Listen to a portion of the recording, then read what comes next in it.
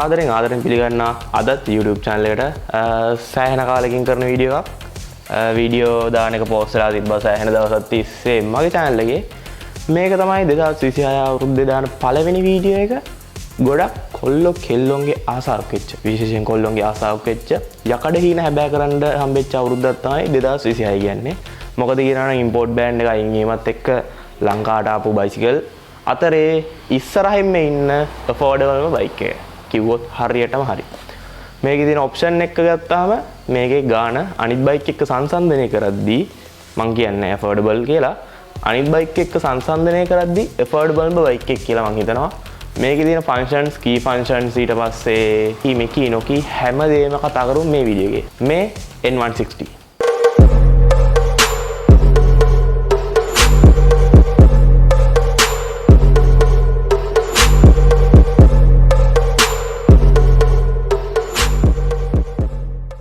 ඉතින් කලින් කිව්වා වගේ මේක ඉන්දියාවේ බජාජ් ආයතනයේ නිෂ්පාදනය වෙන පල්සර් කිව්වා අපි හැමෝම දන්න ඉස්සර ඉඳන් ලංකාවේ ප්‍රසිද්ධම බයිසිකලයක් පල්සර් N160 2025 මොඩල් එක. මේක තමයි මම හිතන්නේ ලේටස්ට්ම මොඩල් එක. මේ මොඩල් අතරේ මේකේ මොඩල් කිහිපයක් ඇවිල්ලා තියෙනවා මොඩල් 3ක් විතර. ඒකෙනුත් තියෙන ලේටස්ට්ම හොඳම එඩිෂන් එක තමයි මේක. ඉතින් බයිසිකලේ දැක්කම ඒක හොයාගන්න පොඩි ටිප් එකක් කියන්න.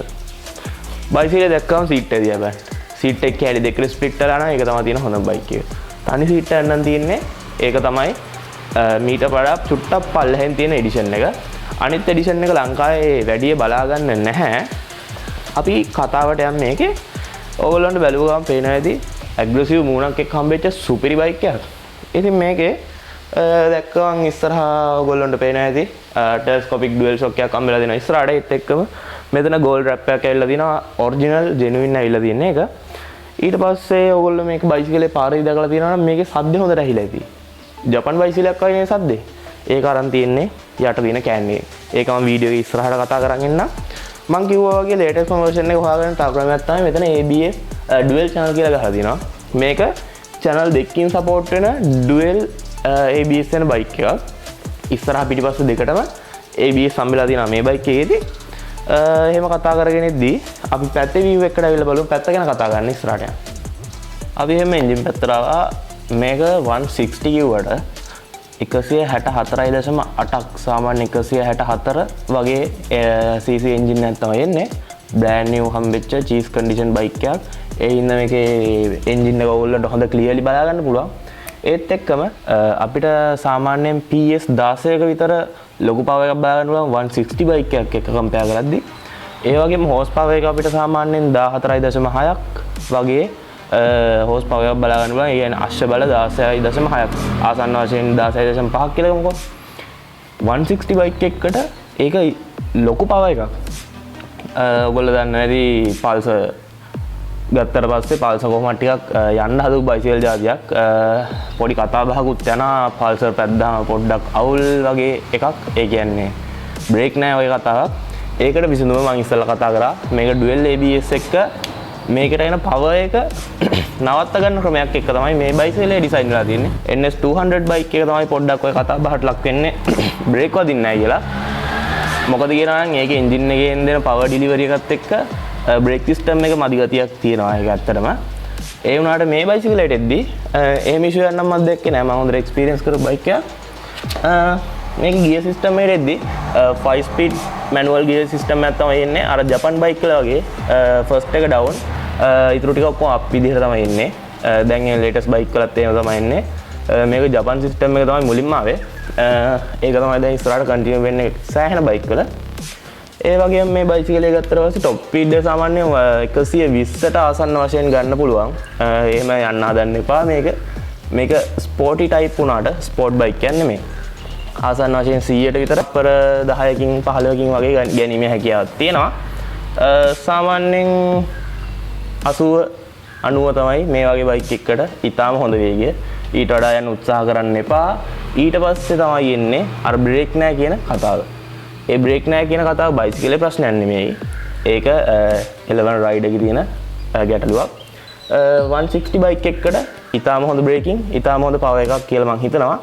ඊට පස්සේ මේකේ තියෙන ඩිස්ප්ලේ ෆන්ක්ෂන්ස් ඊට පස්සේ උඩ තියෙන තා පොඩි ගැජමැටික් ගැන ටිකක් කතා කරන්න අපි උඩ පැත්තට.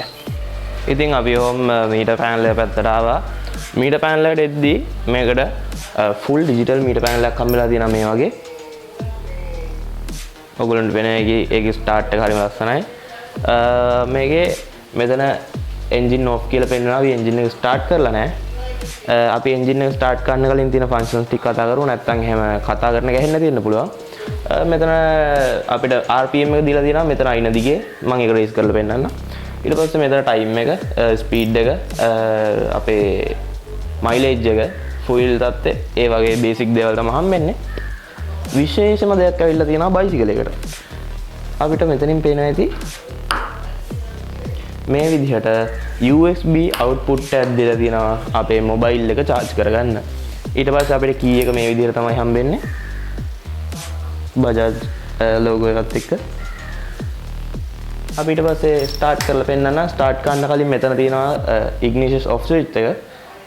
ignition on කරගත්තට පස්සේ ඉලෙක්ට්‍රික් ෆුයිල් පම්ප් එකක් තියෙනවා මේකේ. ඉලෙක්ට්‍රික් ෆුයිල් පම්ප් එක වැඩ ගන්න පටන් ගන්නවා. ඊට පස්සේ අපිට මෙතන සාමාන්‍ය විදිහට ස්ටාර්ට් කරගන්න පුළුවන්. මේ විදිහට තමයි ස්ටාර්ට් කරාම idle එකේ තියෙන්නේ. idle එක 1000.5 වගේ යනවා RPM එක. මෙතන තියෙන RPM එක මම ඕගොල්ලන්ට ඉස්සෙල්ලා කිව්වා.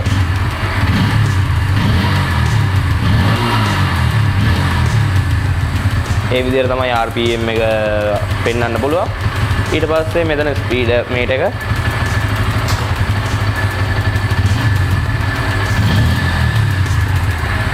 ඒ වගේ ස්පීඩ් මීටර් බලා ගන්න පුළුවන්.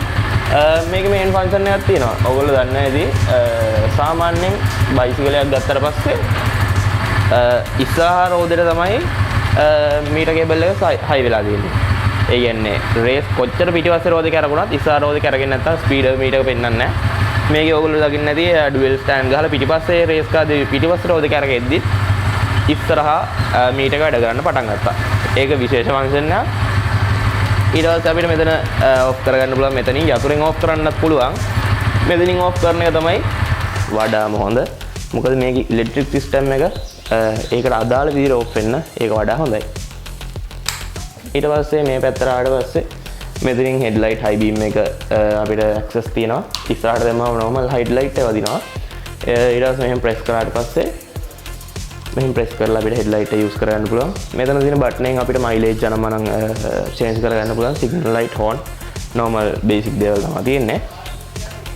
ඊට පස්සේ මම කිව්වා split දෙකකට කැඩිච්ච seat එක ඔයගොල්ලන්ට මේ විදිහට බලා ගන්න පුළුවන්. පිටිපස්සේ කෑල්ලක් උසට වෙනම ඇවිල්ලා තියෙන්නේ. මම කිව්වා මේ බයික් මොඩල් එකේදී. ඊට පස්සේ මම ආයි පොඩ්ඩක් රෝද ගැන කතා ගන්න ආවා. අපිට මේකේ හම්බෙනවා ෆ්‍රන්ට් වීල් එකයි රියර් වීල් එකයි දෙකම ෆ්‍රන්ට් වීල් එකයි රියර් වීල් එකයි දෙකම 17 ඉන්ච් විදිහට ඉස්සරහා බ්‍රේක් ඩිස්ක් එක ඊට පස්සේ 300 mm විදිහට හම්බෙනවා. ඊට පස්සේ පිටිපස්සේ බ්‍රේක් ඩිස්ක් එක 230 mm වගේ බ්‍රේක් ඩිස්ක් එකක් තමයි හම්බෙන්නේ. පොයින්ට් ගානක පොඩි වෙනසක් තියෙනවා. නමුත් ආසන්න වශයෙන් ඔය වගේ තමයි හම්බෙන්නේ. ඊට පස්සේ විශේෂයෙන්ම කියන්න ඕනේ ඔයගොල්ලන්ට පේන ඇති ගාලා තියෙන ටයර් සයින් එක. බයිසිකලේ බ්‍රෑන්ඩ් නිව් වුණත් වැඩක් නැහැ. ටයර් ටික මඩ පාට නම්. ඔයගොල්ලන්ට පේන ඇති H2L එකකින් එනවා WR Type Voice කියලා එකක්. මේක ගාලත් මම හිතන්නේ දැන් දවස් 5ක් 6ක් වෙනවා.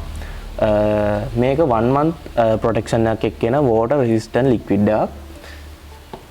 කැමති සයිස් එකකින් ගන්න පුළුවන් 500 250 මිලිලීටර් 100 බයිසිකල් වලටත් affordable වෙන විදිහට වෙනම එකක් හදලා තියෙනවා.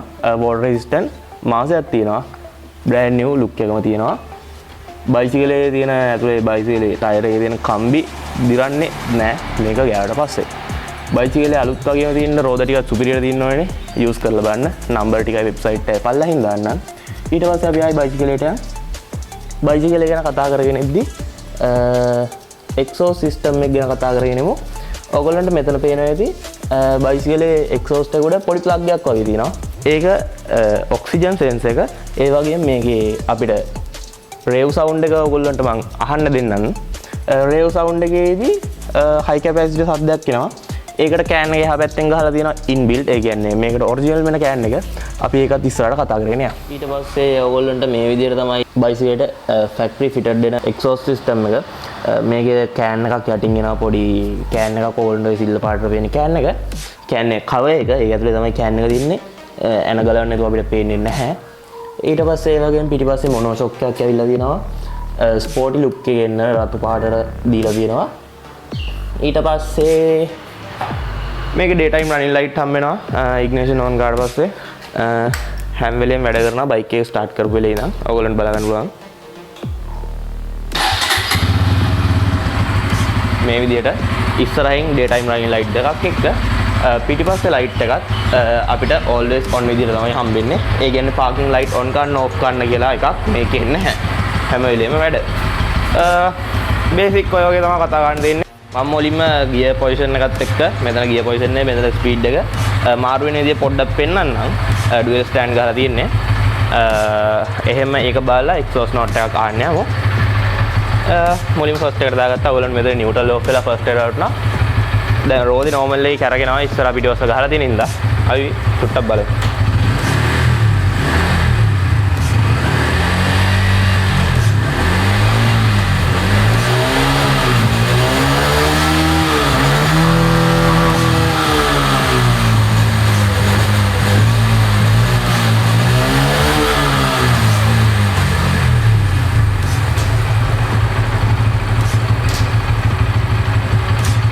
ඔයගොල්ලන්ට මේ විදිහට බලා ගන්න පුළුවන්. 135ට ගියාට මේක රෝඩ් එකට දැම්මට පස්සේ එච්චර එක්ස්පීරියන්ස් එකක් බලාපොරොත්තු වෙන්න එපා. මේක රෝද උස්සලා නිකම්ම කැරකුවේ. ඊට පස්සේ අපි ඔයගොල්ලන්ට එක්සෝස් නෝට් එකක් අහන්න දෙන්නම්.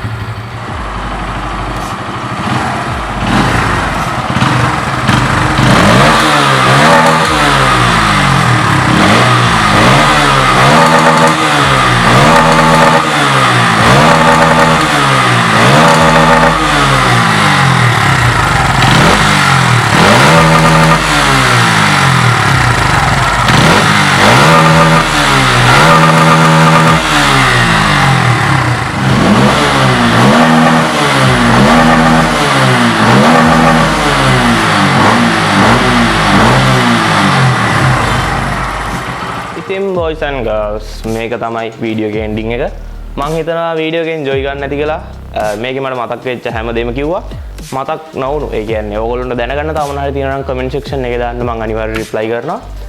ඒ වගේම මේ බයිසිකලේ එන්ඩින් වීඩියෝ එකත් එක්ක ඉදිරියට මේ වීඩියෝ එක කන්ටිනියු වෙන්න පටන් ගන්නවා. ෆස්ට් මේ අවුරුද්දේ නම් ආයි නැවතත් වීඩියෝ ටික කන්ටිනියු වෙනවා. ඉතින් වීඩියෝ එක එන්ජොයි කරා නම් මොන හරි දැනගත්තා නම් ලයික් එකක් දාලා කමෙන්ට් එකක් දාලා ෂෙයා කරලා සපෝට් එකක් දෙන්න කියනවා. ආදරෙන් සමු ගන්නවා මේ ඔටෝ වේගල් සෝන්.